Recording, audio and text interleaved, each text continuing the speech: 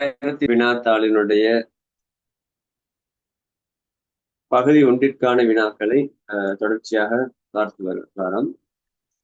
போன கிளாஸ்ல வந்து பார்ட் 1A வரக்கூடிய முதல் 25 வினாக்கள்ல முதல் 7 வினாக்களுக்குரிய விடைகள் கலந்துரையாடப்பட்டுச்சு. இன்றைய வகுப்புல வந்துட்டு வினா இலக்க மட்டிலிருந்து வந்திருக்கக்கூடிய கேள்விகளை பற்றின விஷயங்களை நாங்க டிஸ்கஸ் பண்ணலாம். 2023ஆம் ஆண்டில் நிமலனின் மாத வருமானம் 1,38,000 ஆக இருந்தது. நிமலன் ரூபாய் 1,00,000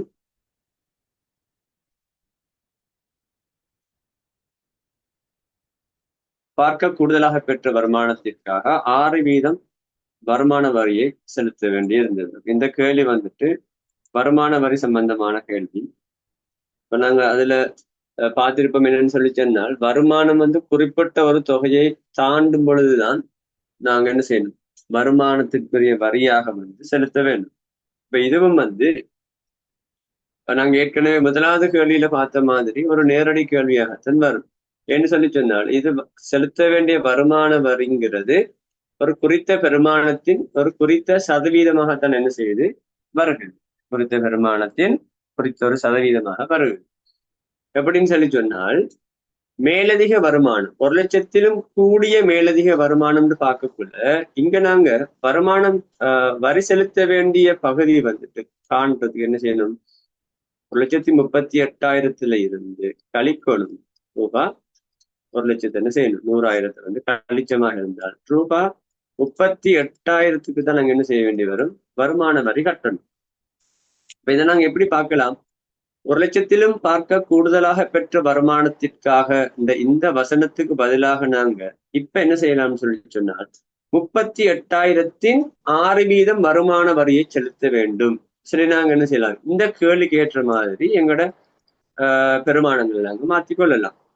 அப்ப ஏன் 38,000 இந்த விடங்களுக்கு வந்துச்சுன்னு சொல்லி சொன்னால், வர்ற மாத மொத்த வருமானம் 1,38,000 ரூபாய். 1,00,000 கூடிய பெருமானத்துக்குத்தான் வருமானத்துக்குத்தான் அவர் என்ன செய்யணும், வரியை செலுத்தணும். அப்ப அந்த 1,00,000 கூட எவ்வளவு உழைச்சிருக்கான்னு பார்க்கணும். அதை நாங்க என்ன செய்யறோம், இந்த அமைப்புல கண்டுபிடிச்சிருக்கோம். இதுல இருந்து நாங்க என்ன செய்யலாம், இந்த 38,000 6% வருமான வரியாக நாங்க செலுத்த வேண்டி வரும். இப்ப இதை நாங்க சுருக்கணும் சொன்ன எளிய சுருக்கள் தான் இது. ரைட், 380/6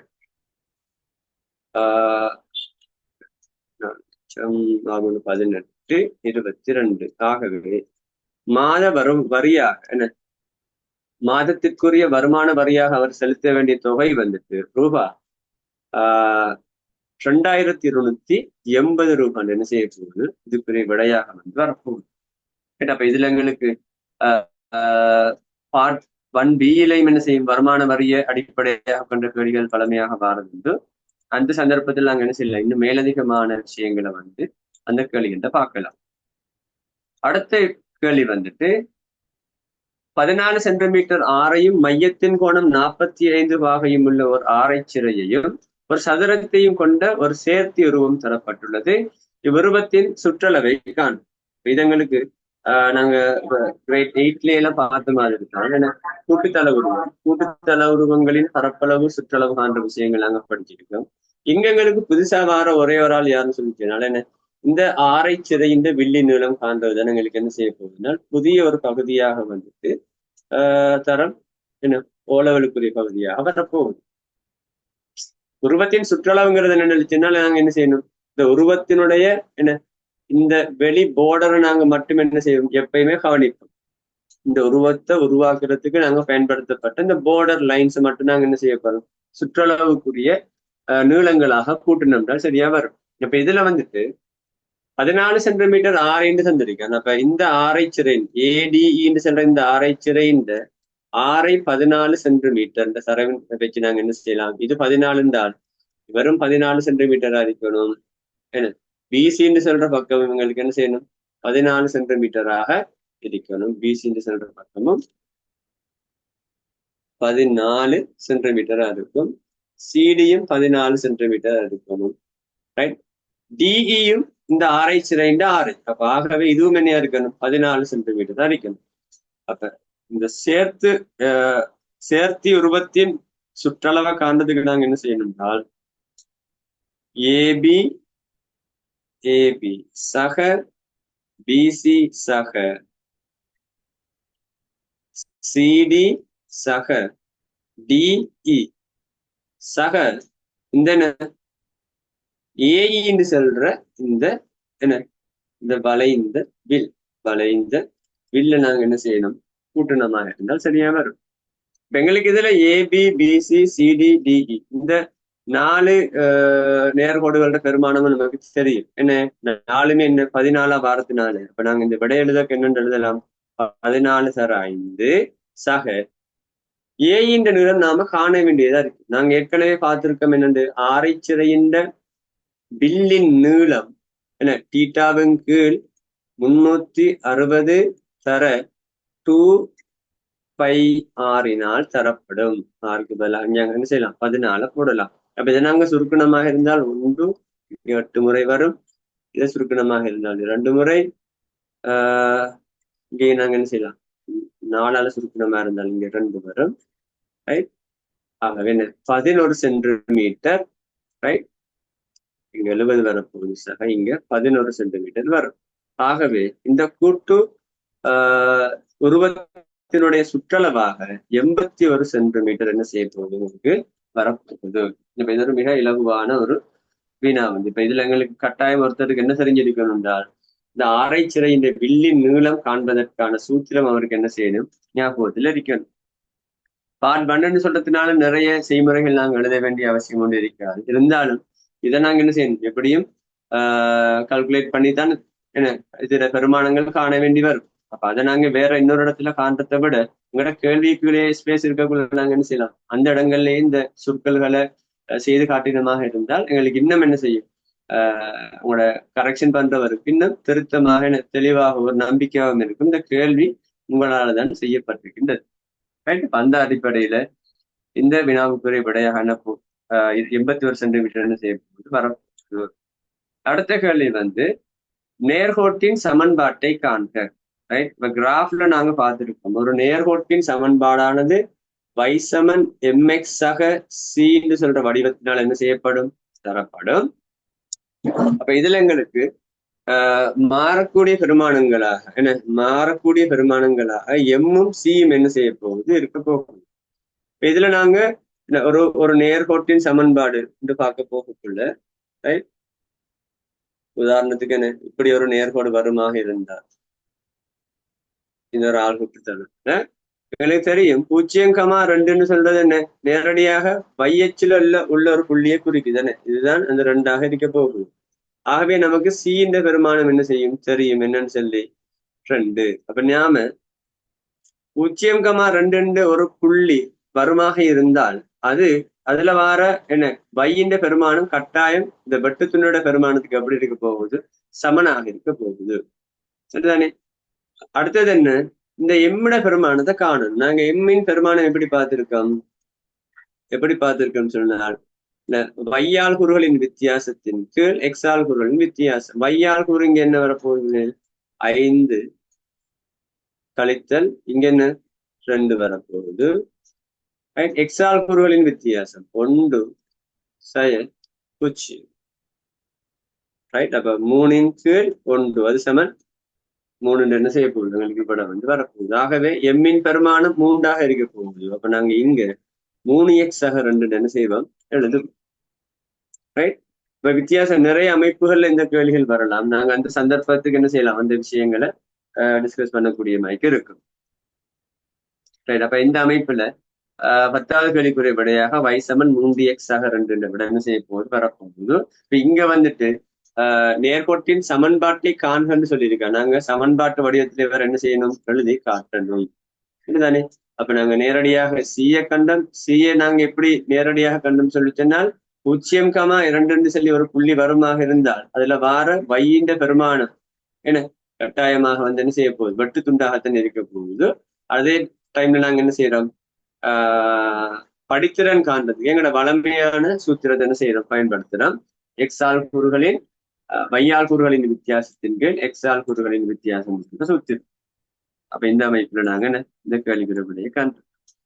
அடுத்த கேள்வி வந்து வட்ட தேற்றம் சம்பந்தமான ஒரு கேள்வி வந்திருக்கு.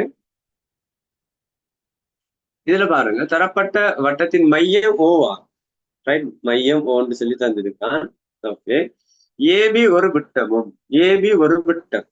அப்ப ஏபி ஒரு விட்டம்னு சொல்லி என்ன செஞ்சிருக்கு, இன்னொரு தரவு வந்து தந்திருக்கு. ரைட், டிஓபி 150 பாகையும் ஆகும். டிசிபியின் பருமனை காண்க. டிசிபி என இந்த கோணத்தின் பருமனை காண சொல்லி சொல்லியிருக்கான். ரைட், அப்ப இதை நாங்க காண்றதுக்கு வட்டம் தொடர்பான தேற்றங்களை பத்தி நாங்க என்ன செய்யணும்னால் ஒரு தரம் ஞாபகப்படுத்தி கொண்டதா இருந்தால் நாங்க காண்றது எப்படி இருக்கும். இதுல வந்து டிஓபிங்கிறது மைய கோணமாக நாங்க பார்க்கலாம். இந்த மைய கோணமாக என்ன செய்யலாம் பார்க்கலாம். இதுல வந்துட்டு துண்ட கோணங்கள்ல என்ன டிபிங்கிற இந்த இருக்கிற நான் கருதினமாக இருந்தால், இந்த நான் என்ன செய்திருந்தால் மையத்தின் மீது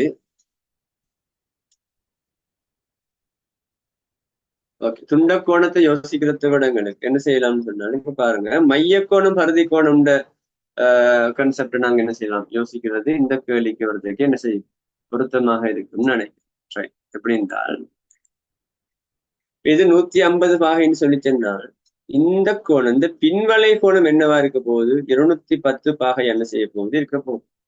இந்த பின்வளை கோணம் 210 பாகையா இருக்க போகுது. இந்த பின்வளை கோணத்துக்குரிய இந்த பின்வளை கோணம் ஒரு மைய கோணம், இதுக்குரிய பருதி கோணம் எங்க இருக்கும் என்ன, இந்த பின்வளை கோணத்தை உருவாக்குனது என்ன, இந்த இருக்கக்கூடிய பாருங்க இந்த வில் என்ன டிபின்னு சொல்ற இந்த சீரிவில் தான் இந்த பேரிவில், சாரி டிபின்னு சொல்ற இந்த பேரிவில்லால் இந்த இருக்கிற பேரிவில், இந்த பெரிய வில்லால மையத்தில் எதிரமைக்கப்பட்ட கோணம் தான் இந்த 210 பாகை.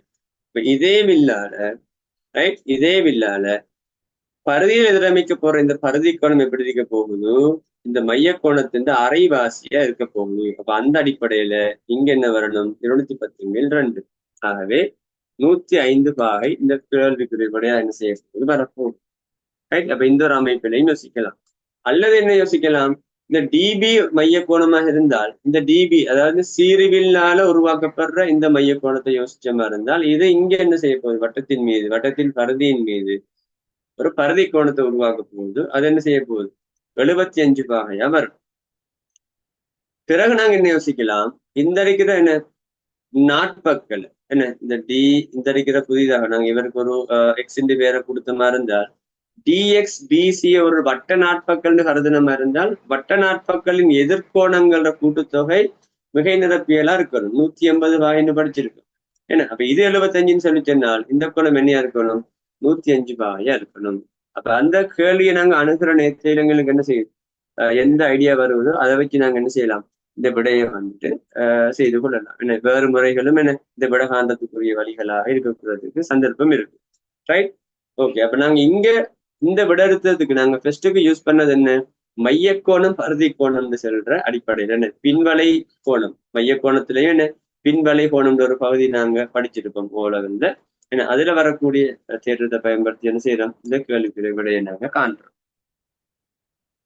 ரைட், அடுத்த கேள்வி வளையுறு வரையம் சம்பந்தமானது. தரவுகளை வகை குறித்தல்ல நாங்க பார்த்திருக்கின்ற ஒரு பகுதி தான் இது. ரைட், இதுல நாங்க முன்னைய வகுப்புகள்ல சலாகை வரைக்கும் அப்படி எல்லாம் பார்த்திருப்போம். இதுல ஒரே ஒரு கண்டிஷன் சொல்லி சொன்னால், இங்க பயன்படுத்தப்படுற செவ்வகங்கள் அகலம் எப்படி இருக்கணும் பிள்ளைகள், சமனாக இருக்கணும் என்ன. இப்ப இதுல அகலத்தை என்னென்னு காட்டணும்னு சொல்லி சொன்னால், இதை நாங்க என்ன ஒரு பொதுவான ஒரு யூனிட்டா எடுத்துட்டோம் சொன்ன, ஒரு அழகா எடுத்துட்டோம்னால் 5, இங்கேயும் இடைவெளி 5 5 இந்த அமைப்புலதான் என்ன செய்யுது, ஒரே சம அளவான இடைவெளியில தான் இந்த செவ்வகங்கள் அமைக்கப்பட்டிருக்கு. ரைட், அதே நேரம் இங்க பாத்தீங்கன்னா 15 தொடக்கம் 20 என்றால் வகுப்பாடின் பருமன் 5 வரும். இங்கேயும் வகுப்பாடின் பருமன் 5, இங்க வகுப்பாடின் பருமன் என்ன 10 வருது.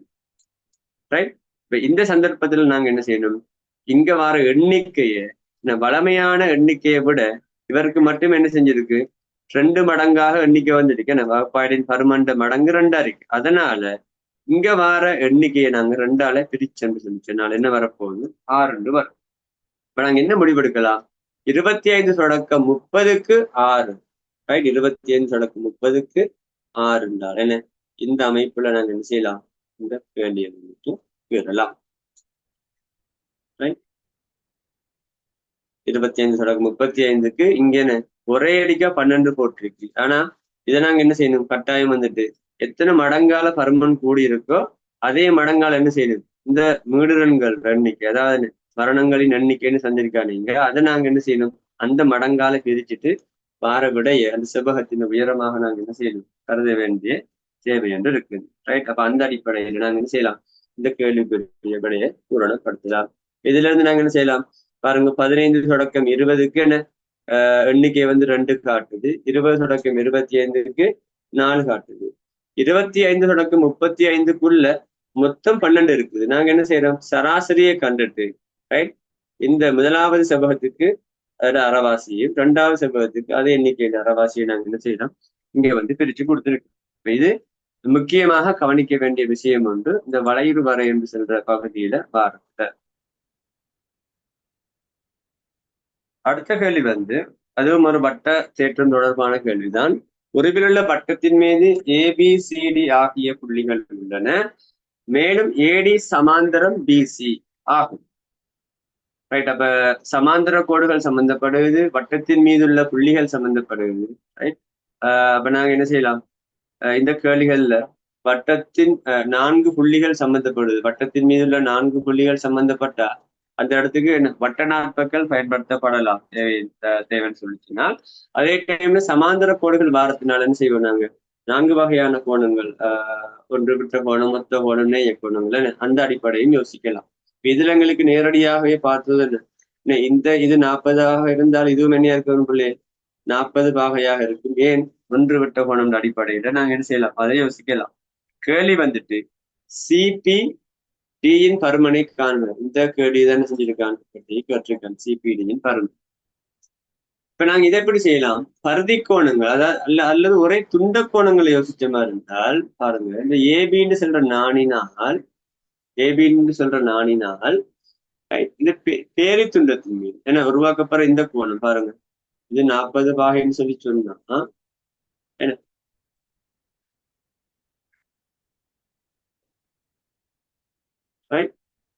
இதே துண்டம் இதே நான் வந்துட்டு இங்கேயும் வந்து என்ன செய்யுது? அதே ஒரு கோணத்தை என்ன செய்யும்? ஒரே துண்ட கோணங்கள் சமன்ற ஒரு விஷயம் நாங்க படிச்சிருக்கோம். அந்த அடிப்படையில இந்த கோணம் என்ன இருக்க போது? 40 பாகையாக இருக்கு. இந்த கோணம் 40 பாகை. எங்களுக்கு கேள்வி இதுதானே. இது வந்துட்டு என்ன, ஒரு சிபிபியை நாங்க ஒரு முக்கோணியாக கருதினமாக இருந்தால் ரைட், கேட்கப்பட்ட கோணம் வந்துட்டு புறக்கோணத்தின் பருமனானது அகத்தெதிர் கோணங்களின் கூட்டுத்தொகைக்கு எப்படி இருக்கணும்? சமனாக இருக்கணும். அப்ப இவரும் 40 இவரும் 40 என்றால் கேட்கப்பட்ட இந்த சிபிடிங்கிறது என்ன இருக்கணும் பிள்ளைகள்? 80 பாகையாக இருக்கும். ரைட், 80 பாகையா இருக்கும். அப்ப இதுல செய்முறை இவ்வளவு போகுது. என்ன நாங்க படத்திலே குறிச்சு காட்டிருக்கோம் என்னண்டு, இது 40 பாகை என்றும் இதுவும் 40 பாகை என்றும். ரைட், நாங்க மேலதிகமாக எழுதி காட்ட வேண்டியவர் தேவை என்று இருக்காது. அப்ப இங்க இந்த 80 பாகை நாங்க என்ன செய்யலாம்? விடையாக வந்துட்டு இந்த சிபிடின்னு சொல்ற கோணத்துக்கு கொடுக்கலாம். ரைட், அடுத்தது என்ன? அடியின் பரப்பளவு சம்பந்தமான அடியின் பரப்பளவு 77 சென்டிமீட்டராக இருக்கும். செவ்வரிய வடிவமுள்ள ஒரு பாத்திரத்தில் 20 சென்டிமீட்டர் உயரத்திற்கு நீர் உள்ளது.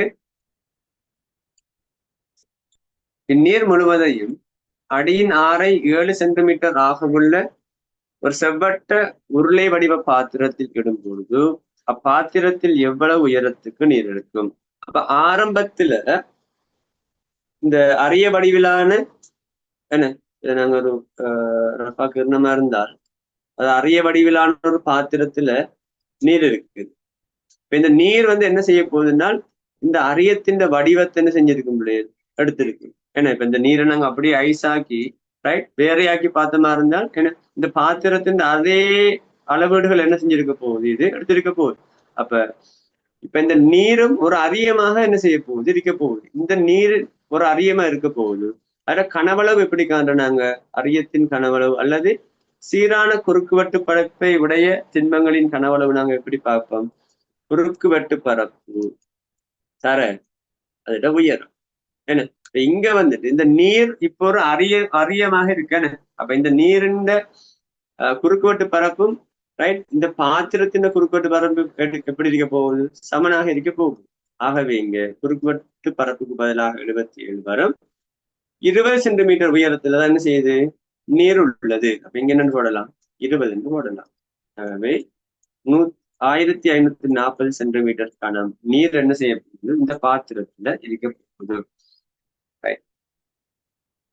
இப்ப இதே அளவுள்ள நீர் என்ன செய்ய போகுது? ஒரு செவ்வட்ட உருளை வடிவ பாத்திரத்தில் இடும் பொழுது அப்பாத்திரத்தில் எவ்வளவு உயரத்துக்கு நீர் இருக்கு? இப்ப அரிய வடிவத்தில் உள்ளது என்ன உருளை வடிவத்துக்கு மாறுது. ஆனா இங்க ஒரு விஷயம் காமனா இருக்க போகுது, பொதுவா இருக்க போறது, ரெண்டுலயுமே நீரின் கனவளவு என்ன செய்யாது? மாறாது. அப்ப இந்த அடிப்படையில நாங்க என்ன செய்யலாம்? இப்ப இந்த உருளை வடிவ பாத்திரத்துல இடப்பட்ட நீரின் கனவளவும் ரைட் 1540 சென்டிமீட்டர் கனம் நாங்க என்ன செய்யலாம்? எடுத்துட்டு இது என்ன உருளையின் கனவளவுக்கு சமனாக இருக்க போகுது. உருளையின் கனவளவு என்ன? 22/7 என்ன பையார் வர்க்கம் வச்சுன்னு தந்திருக்கான். 6 7 உயரம் வந்து இதுதான் என்ன கேள்வியாக இருக்க போகுது. ரைட். இப்ப எங்களுக்கு என்ன உருளையின் கனவளவு சரி 1540 சொல்லி அதை வச்சு நாங்க என்ன செய்யறோம்? இந்த தொடர்புக்கு சமப்படுத்துறோம். அதாவது நாங்க ஆரம்பத்தில் எடுக்கிற தொடர்பு என்ன பிள்ளைகள்? அரியத்தின் கனவளவும் என்ன அருளை வடிவ நீரின் கனவளவும் உருளை வடிவ நீரின் கனவளவும் எப்படி இருக்கும்? சமனாக இருக்கும் என்ன அடிப்படையில தான் நாங்க இந்த கேள்வி என்ன செய்ய போறோம்? செய்து முடிக்க போறோம். ரைட். இதுல நாங்க வரக்கூடிய சுருக்கள் சுருக்கலாம். 22 H சமன் 1540 கீழ் 22 சர 7 வரப்போகுது. ரைட். அப்ப அதை நாங்க சுருக்கணமாக இருந்தால் ரைட் எச்சில பெருமானத்தை நாங்க என்ன செய்யலாம்? காணக்கூடிய மாதிரி இருக்கும். ரைட். இதுல 7ஆல சுருக்கலாம்.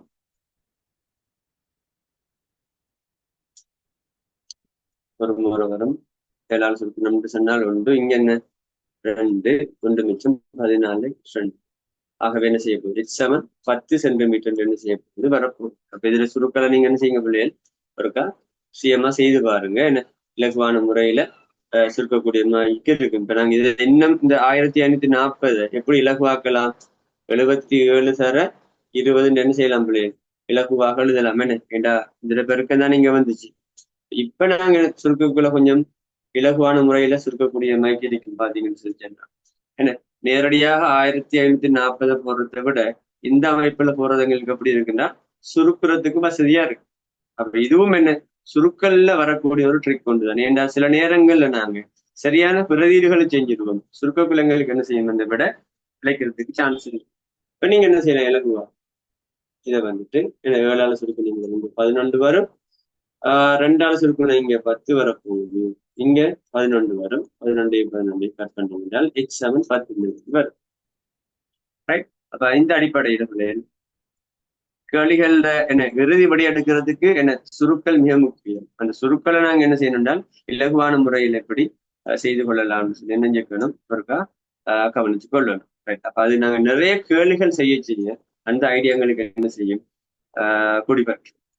அப்ப இன்றைய வகுப்புல நாங்க என்ன வினா இலக்கம் மட்டு தொடக்கம் 14 வரைக்கும் பார்த்திருக்கோம்.